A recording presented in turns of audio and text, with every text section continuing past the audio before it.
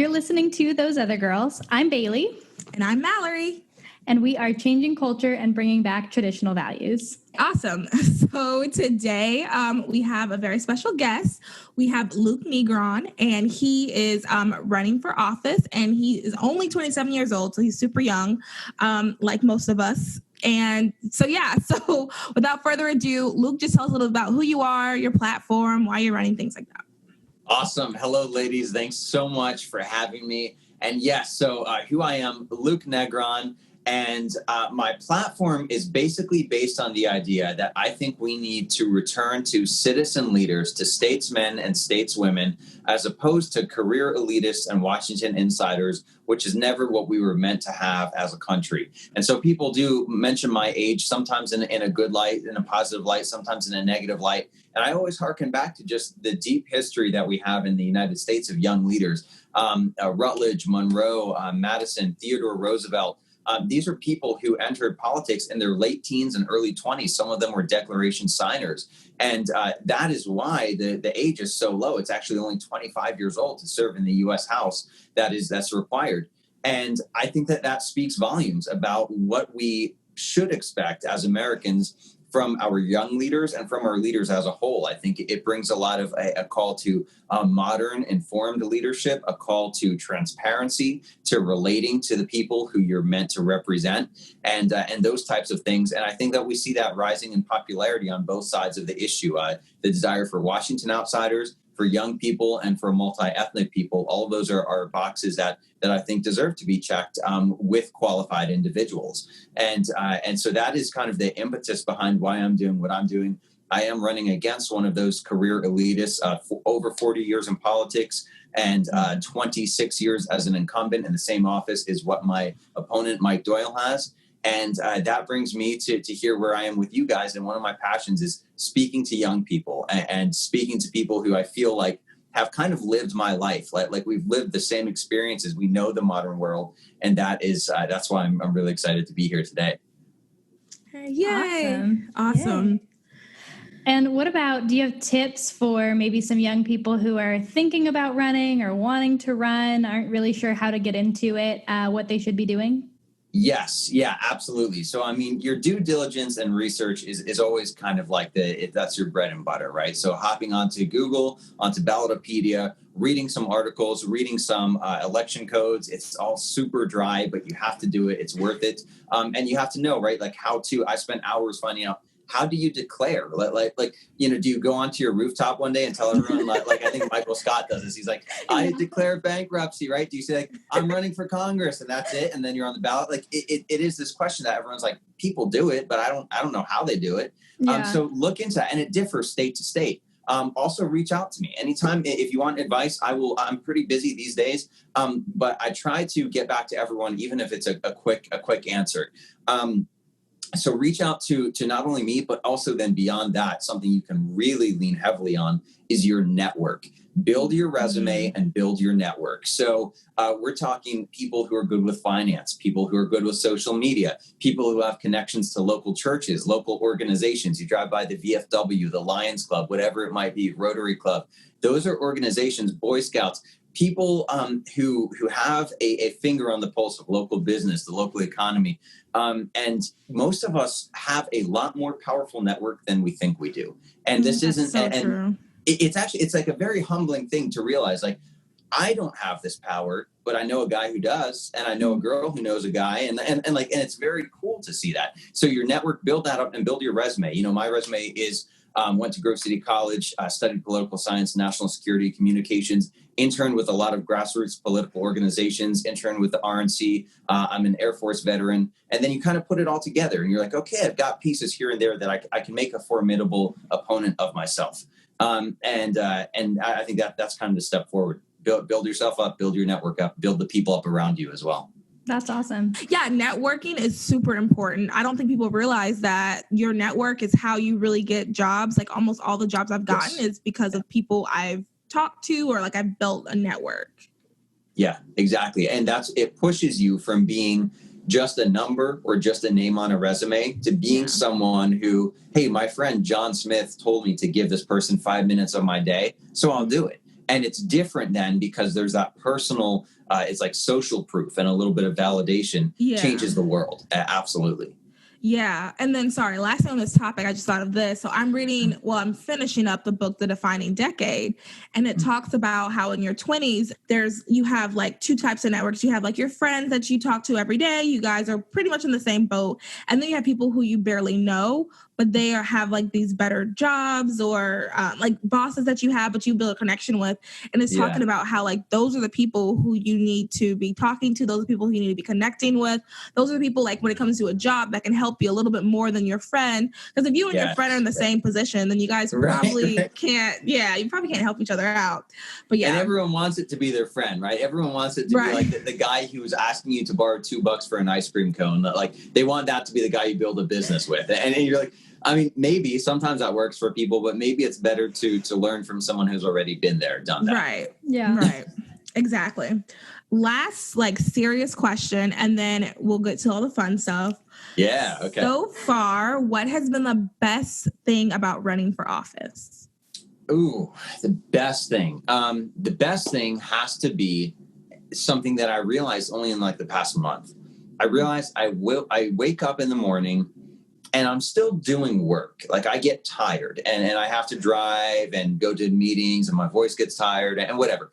It's still like work in that sense, but I wake up in the mornings and I don't feel like I'm going to work in the sense that I think we have all come to know it as young millennial workers who have to go do something that we really don't enjoy to put a roof over our head and food on our tables.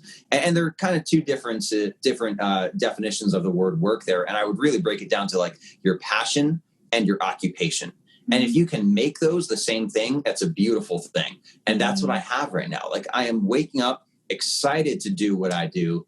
And I don't feel the way I did about pretty much every other job I've ever had, which is like, I just wish I didn't have to go in today. I just wish I didn't have to give 8 to 10 hours of every day to whatever X is. With this, I'm like, I'm excited to go do this. It's awesome. And then along with that comes the people, the relationships, they all feed into that scenario. But it's just that internal, that satisfaction that I believe as a Christian, it's where I belong. It's my passion. That's the best thing for me right now. Yeah. Oh, that's awesome. That's good. All right, Bailey, you want to get us started on the fun? Sure. Here we go. This is like the now we get the like sleepover talk, right? Exactly. Exactly. You got it. Okay. So we're going to ask you kind of a series lightning round of like this or that. So pick your favorite. Okay. Would you rather have chips or popcorn? Oh, chips. Chips. Okay. Yeah, it's pretty easy. Cool. Beach or mountains? Ooh, okay. I love them both, but the beach consistently edges out the mountains just a little bit. Like they're both fantastic. I wouldn't hate a vacation to either, but the beach has to win. Yeah, and you can do more at the beach than you can at the mountains. You can, yeah. And everyone's so happy at the beach. Like you go to the beach, and the only people who are there because they want to be there. It's an amazing vibe that you get going to the beach. So, yeah. Actually, that was one of my nicknames in basic training. They called me Beach Boy because they said, the guys were like, you always look like calm on the exterior. Like we'd all be getting like, reamed out or forced to do tools like physical exercise. And internally, I hated being told what to do. I did not like it, but they thought I seemed like I was like on a beach somewhere. So they called me Beach Boy. And I love that. Nice. That's a good nickname. Yeah. All right. Are you an introvert or an extrovert? Extrovert, 110%. Do you know your Myers Briggs? I do. Yeah. Actually, okay. Can we have some fun here? Can I go on a rapture? I want to guess each of yours. Just from Bailey, you and I have only known each other for like 10 minutes here. Mal and I go a little further back, but well, you guys can guess mine too, and I'll give it to you. So, Bailey, I'm gonna guess I S. So then it would be T or right? Yeah, T or F. ISFP. I think Mallory, I was an INFJ, right? Yeah. I got like everything wrong except for the eye. You got the introvert, right? Yeah, you got the introvert right, which is actually funny because doing a podcast like this, people assume that I'm more extroverted, and I'm very sociable. Like when you know me, I talk a lot, but I'm much more like I'll stay inside and read a book. I'm a homebody. Yes. Like I don't want to go out. The best example I've ever heard or the explanation for this is it's about how you recharge. So if you go out with your friends to feel like you're relaxing and you're recharging, and that's how you get ready for the week, you're an extrovert, and that's entirely me. And however, if I'm left alone for a weekend, I feel like I'm drained. I'm like, what's the purpose in life? Where are my friends? That's what I was going to. I know you're an E, but if you're an I, it's the opposite. It's you love your friends, you love doing podcasts and talking to people, but then you need your you time. You need everyone to shut up and leave you alone in your room for a day or a weekend. So with that, Mal, I'm going to say ENTJ. Close. Okay. ENFJ. Okay. Hey, that's pretty good. That one was a bit better. Okay. Yeah. ENTP. Okay. Yeah. Which one? Do you remember like the little person it is? Like I'm the protagonist. I don't, but I remember famous ENTPs, which I love. Sean Spencer from Psych, Tony Stark from Marvel, the Joker from Batman. Those are kind of the big ones. I believe Sherlock Holmes as well. Interesting. Yeah, are ENTPs. Yeah. So it's funny the description you gave of introvert extrovert, because when I think about it, so I've talked to Mallory about this. I've taken so many personality tests, and I always come like somewhere in the middle of everything. Like in an Enneagram, I am like even across the board in like 5 of the 9. Like I don't have a personality, or I have too many personalities. I'm not sure which. A split personality. The Enneagram does confuse me because it's like the percentages, right? It's like 50% this, and I'm like, I think it's good, but it's a little bit different than the Myers Briggs. Yeah, but the Myers Briggs, scientific. I've taken the Myers Briggs 3 or 4 times, and I go back and forth. Sometimes I'll get ENFJ, and sometimes I get INFJ, and it just depends. Like I'm right on that skirt of like I love to hang out with my friends, and I feel like I do recharge a little bit, but there are definitely weekends where I'm like, enough. It's the mood. I want to stay at home. And it's so funny because I'm 87% extroverted. So there's like 12% of me is like, I'll be by myself. But I am like completely extroverted, love hanging out with people. Yeah. And I'm like 47, 53. Oh, man, that's right down the middle. Yeah. That is wild. Yeah. Nice. So that's it. Sorry, I took that down. That was supposed to be a lightning round, and it was like this long exposition. No, that's how we like it. That was fun. What is your favorite holiday and why? Probably Thanksgiving, because it's a little bit more low key than Christmas. I love Christmas, but Thanksgiving is a little bit more low key. Honestly, I would say more family gets together on Thanksgiving than Christmas. Christmas, in my experience, is typically just immediate family, if that, because even then, like as my siblings and I got older, we're all spread out. So we still try to get together, but Thanksgiving's like, your cousin's friend who like you met when you were 6 years old, like everybody gets back together and they have awesome food. I mean, my family always does good food, but Thanksgiving's like eat till you can't eat anymore. It's like the challenge. So I think that's it. Well, Mallory feels you. She's pretty close to a Thanksgiving baby. Some years she is a Thanksgiving baby. So yeah, November 29th. But my birthday is actually my favorite holiday. But yeah, Thanksgiving second though. So that's good. A lucky baby too. Yeah. What's the best concert that you've ever been to? You know what? So this one, man, I don't go to many concerts. I wish I did, because concerts are so cool. And now I guess they're like maybe a thing of the past with COVID-19 or whatever. But like, I wish I could have gone to a country concert, because I feel like that would be my favorite. I'm a pretty big country fan. Literally the last concert I went to, I think, was like something called Creation Fest, which is like Christian music. It was actually in Central PA. And my favorite band at the time, I think, was like Reliant K. And my sisters loved Switchfoot, and I saw both of them live. They were both really good live. But like that, and that was like 2005. So I think that's the last one I went to. Yeah. Well, when COVID lets things open back up, you need to go see some concerts, because they're fun. I really do. It's on the bucket list. Good. I think they're having them. You just have to be in your car, which is a little weird, but not as fun. Like if I can't drive-in movie. So yeah, basically. Basically.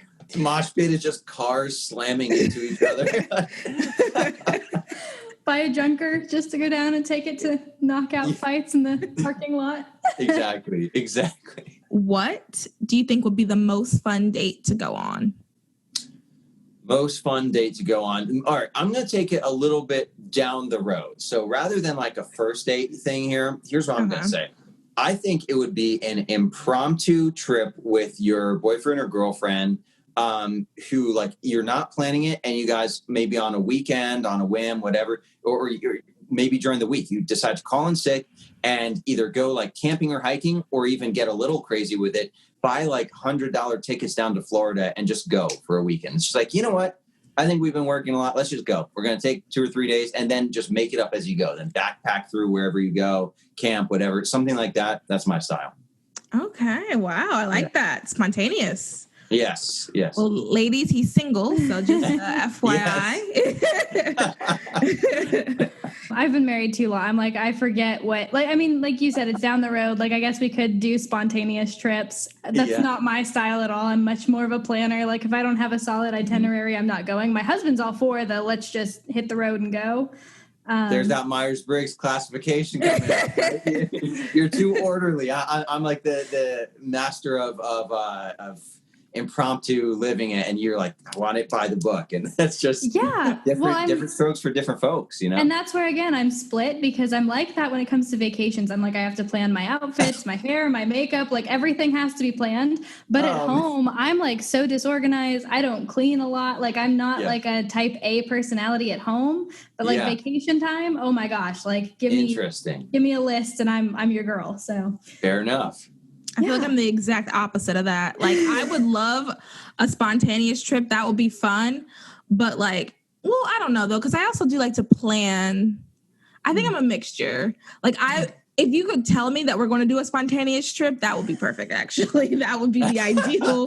Give you a heads up and then make it If it. you could be like, okay, this is a surprise, and I love it. Mallory, what if I said we're going to go somewhere with warm weather in the next couple of weeks, pack a bag, and that way you're prepared, but also you don't know where or when. I dig that. That's perfect. Yeah, that's pretty cool. I can be prepared because, I mean, spontaneous is fun. Absolutely love it. But, you know, anything can happen. So, like, if you're like, okay, hey, we're packing up tonight, you know, what if I need to bring my bathing suit? Like, I'd like to have a list of all the things that I need, you know, so that would be... That's true. And that's where I think it's easier. Like that spontaneous lifestyle is easier on the guys. Because frankly, we just have less stuff to pack, right? We have less clothes. We don't have any makeup. We'll wash our hair with a bar of soap. Like that's just how it is. For girls, it's like, right? Like, bar of soap. Oh my God. I've done that probably 1,000 times, but yes. Yeah. That's the fun of men and women. That's why we compliment each other. We're not. You got to meet in the middle. Compliment. Yes. Exactly. Yes. Yep. Absolutely. What is the biggest issue that you think we're facing in the U.S. in the country? Ooh. Okay. The single biggest issue I'd have to say is the umbrella issue that kind of trickles down to all these others, and it's the rising popularity and acceptance of socialism. Which truly leads to communism. They're one and the same. And then so under that comes abolishment of private property, right? Defunding the police, actual segregation, which we see people calling for now. Like they're calling for it for equality, but it's segregation. It's cutting, Mexicans over here, other Hispanics here, whites here, blacks here. It's terrible. It comes down to squelching private business. All of these things are within the socialist movement, pro-abortion, right? So the umbrella that all of those are building towards, though, is a centralized authoritarian socialist leadership, which I think is really dangerous. Yeah. So speaking on that, I just thought of another question in that category. What do you think we can do to help with that? What do you think there are some things that like we as like young adults can stop socialism or stop, I don't know, like anything along those lines? I think it's all about personal relationships, because like you can have the best leaders and they're going to be hindered if the population doesn't believe in the basic tenets of freedom. And then if that population continues, then you're never going to have good leaders because we have a voting system, right? So like, it's all about these personal relationships between you and your friends, you and your family, speaking the truth to them, as the Bible says, right? Like speaking truth in love. So being loving, but also not refraining from sharing hard truths with them at the same time. And this goes for all of the relationships that you have in the workplace, your romance life, right? Your family life. Those are the people who are first up at bat for you being able to impact their lives.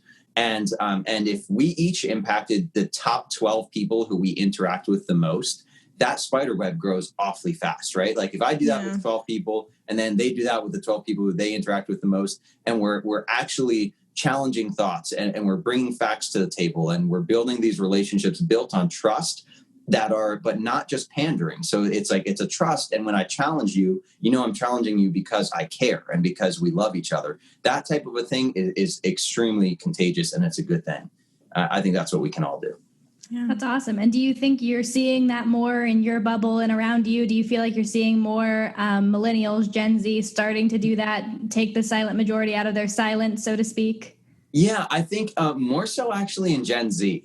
So I'm a millennial, right? I'm 27 years old. Gen Z, I guess, is between like 15 and 25 or so. 24. Keep going. 24. Oh, there we go. I'm 25. I'm a millennial. I'm right on the. I just turned 24 on Wednesday, so I'm right on the cusp between Gen Z and millennial. Again, like everything, I'm in the middle. That's true. That's your motto. But so I think Gen Z is a little bit more passionate and more decidedly independent in their thought than millennials. I think millennials. And this is sad for me to see, they're kind of like this dark generation where there was like radio silence on good communication. And maybe it's because we were kind of the guinea pigs for a lot of this stuff that we see happening. A lot of the increase in bias in schools, and then a lot of the first social media waves were all what we were hit with when we were like 10 to 12 years old. And we kind of had to figure those out on our own. Now there's a little bit more of a culture around it, a little bit more of a healthy awareness around how to deal with these new technologies. We were kind of hit with all of that as very young individuals. And maybe I'm just spitballing here. That might be some of why I think my generation's kind of stuck in perpetual adolescence and a lot of a lack of passion in life, passion for your job, passion for your family, passion for your God. I mean, these are things that I don't see a ton in millennials, but I do in Gen Z. Gen Z is, I think, a step up. So that's good. That's an interesting perspective. Okay, so Allie, I just wonder, because yesterday Allie Stuckey posted that Gen Z will be the first generation to vote that wasn't alive for 9/11. So at this point, we have people that are 18 and 19 that weren't alive for 9/11 and can vote in this election cycle. So do you feel like that's going to have an effect where they haven't seen, I mean, they're not learning all of the history that we learned because we were alive, they're not getting that. I mean, even I was only 5 when 9/11 happened. And so I felt like I was too young to really understand it at the time, but I was also too old that they didn't have it in the history textbooks yet. We didn't learn it in school. It wasn't in the curriculum. Right, so I kind of got passed by with that. And I just wonder how much we're actually teaching our kids about what's happened in the past, how history is being taught these days. Yeah. You know what? I'll be really interested to see. I kind of, I'm not a big numbers guy, but when I see numbers tables and data broken down in percentages and blocks like that, that's what I kind of nerd out on. Getting there myself, I'm not big on the hard sciences. But I would be really interested to see how they vote and also what their social tendencies are.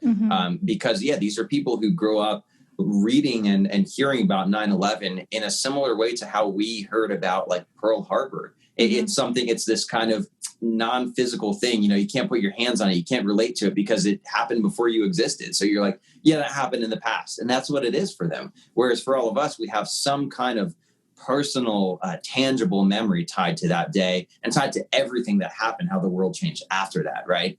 So I would be really interested to see, and I don't know how they'll react. Yeah. Yeah, that's kind of what I was thinking when you were talking Gen Z. I'm like, I don't know yet. Like, we haven't had, this will be the first election, so we'll start to see where the young vote is going, what they're thinking, what they're doing. So yeah. And I always remind myself too that social media is a little different than like real life. People are super loud on social media. But when it comes to what people do in the booth, it's a little different. And I mean, the best example was the 2016 election. I mean, I remember in undergrad, so I was an undergrad at Seton Hall in New Jersey. And I remember people didn't really talk about it that much. I talked about it because I love politics. So, what else am I going to talk about? But I remember after it was over, seeing all these different posts from people that were saying, hey, y'all, let's give Trump a chance. Well, I actually voted for Trump and this and that. And I was like, whoa, I had no idea you guys were even conservatives. But I think people, what people do in the voting booth is very different than what they would say out loud too.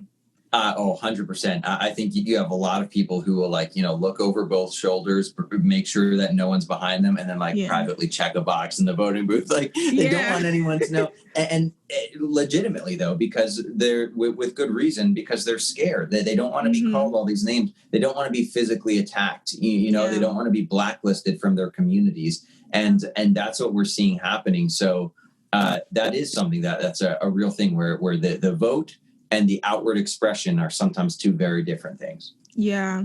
And, along the lines of that too, when I went campaigning like 2 or 3 weeks ago, we knocked on this lady's door and we're like, hey, we're just here campaigning for the people we were campaigning for. Yeah. And she was like, well, I don't know. Should I answer? Should I let you guys in? This isn't a trick or anything. And I was like, no, I promise. She was like older too. I was like, no, I promise you, like we're nice people. We're nice people. We're just passing out this literature and everything. And I think people are like genuinely like, she thought we were like trying to trick her. Like, cause she was going to say somebody and then someone was going to jump out and like beat her. So I don't know, but she was like legitimately afraid. People are scared. People are really scared these days. Cause it's not just, in the old days, politics was like, we talk about tax codes and we talk about some international warfare and stuff. And it was a little bit more removed. But now politics are so personal. We're like, if you don't like my politics, you don't like me. You don't like who I am. And so now I'm going to hate you or attack you. And people are scared. It's a shame. Yeah, it really is. And that's why I think things like this and like, you speaking out, Bailey and I both speaking out, I think that's super important because there are people who want to say something. I've actually had people message me before and say, hey, I really do. Like, I appreciate what you're doing. I want to say something, but I can't because of X, Y, and Z. Yep. So I think it's really good to have people like us, like representing people and like making people feel like they're not alone too. Because I think also too, I know I felt this way in undergrad because a lot of the reality is none of my friends were conservative. And we would have conversations and sometimes I'd be like, oh, am I wrong? Like, no, I know I'm right. But like, am I? Because everything I said, everybody like, had a report for. Yeah. So I think it's good to have people who do speak out. So it can just also remind you like, hey, you're not crazy.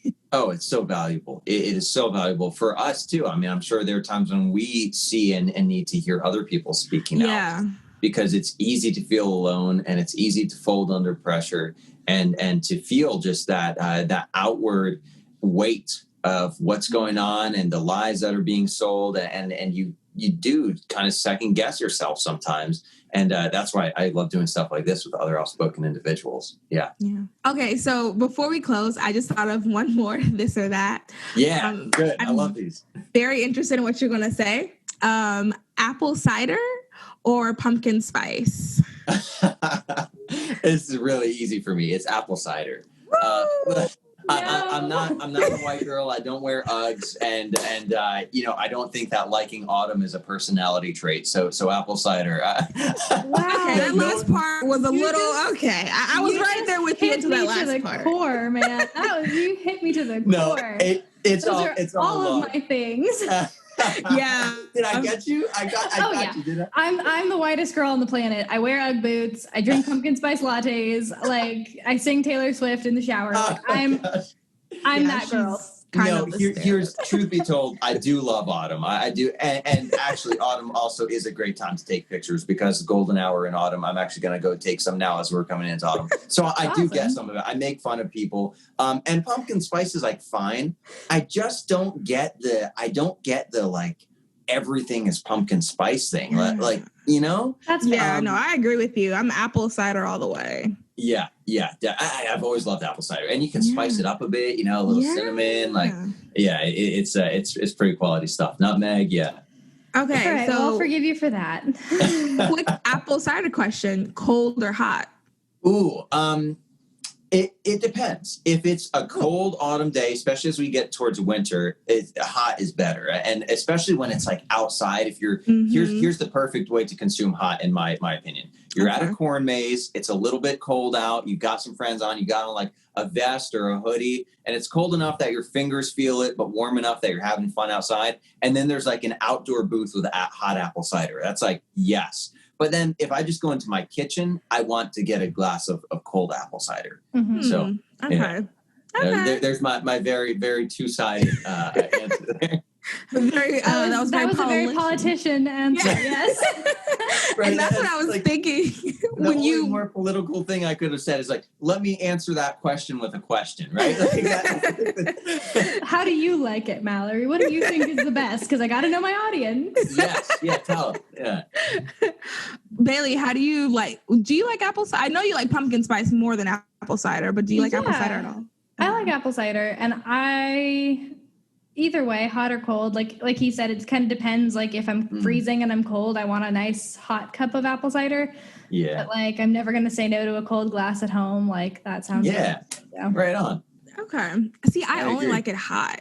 It tastes weird. Really? Cold. Yeah. Wow. Yeah, see, I like everything cold. Juice. Like if I have coffee or iced coffee, it's iced coffee. Like I go for everything cold until it's cold outside. Then I'm like, okay, I guess I'll have a warm cup of coffee or whatever. I love my blended iced coffees. Those are I mean, they're so sugary and they're bad for me, but they're amazing. That's my favorite. Okay.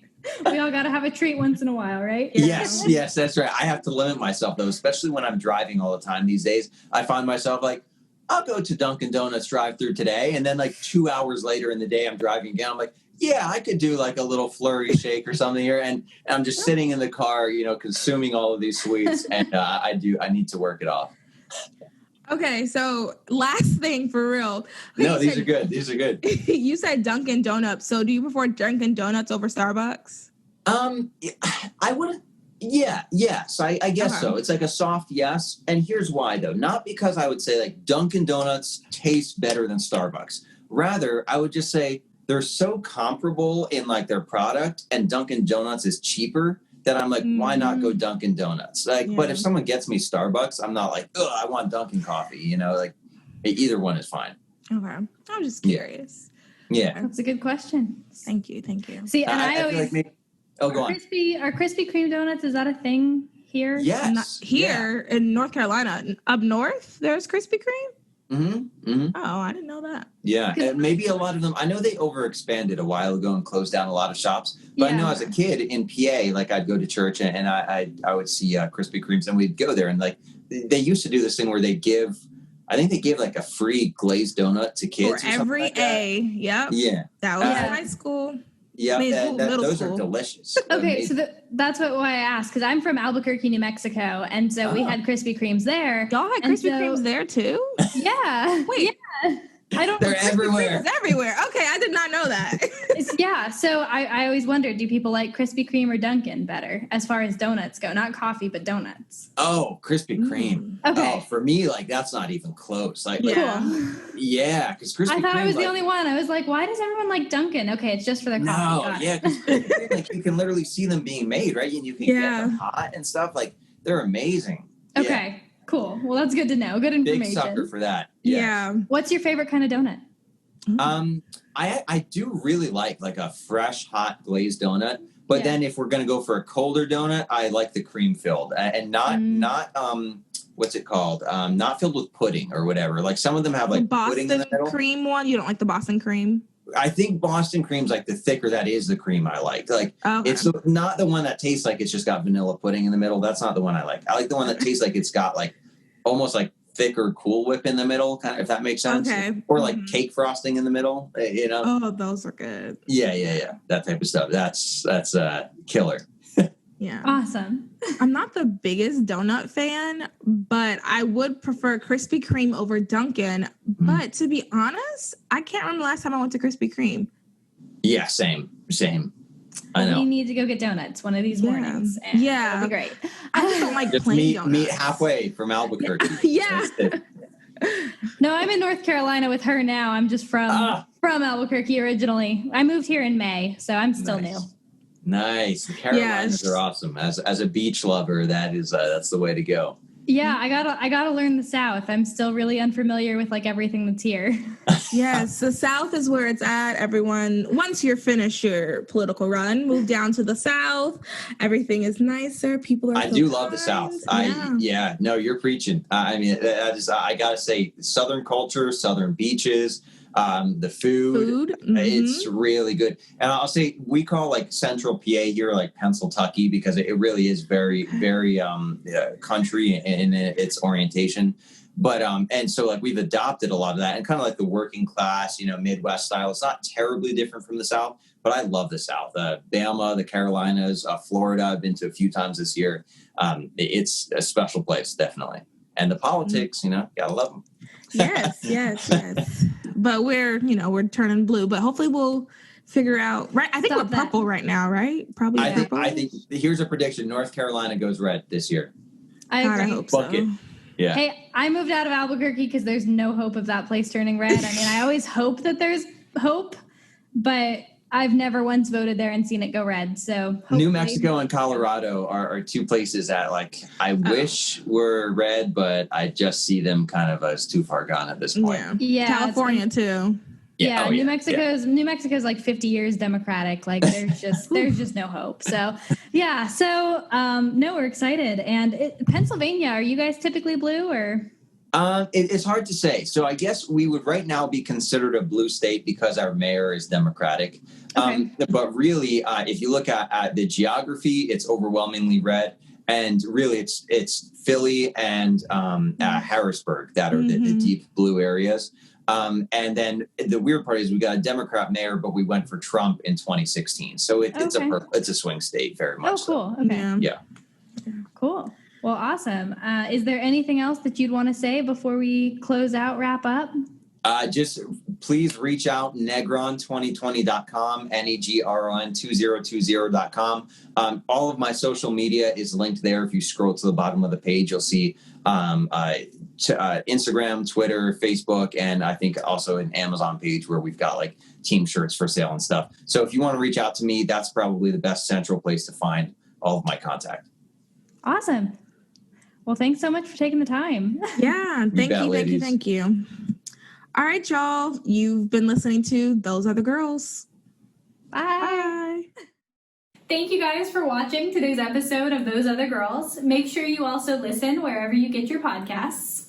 Yes, and make sure you subscribe, you like, you comment, and you share this with all of your friends. And make sure you follow us at Those Other Girls Podcast on Instagram.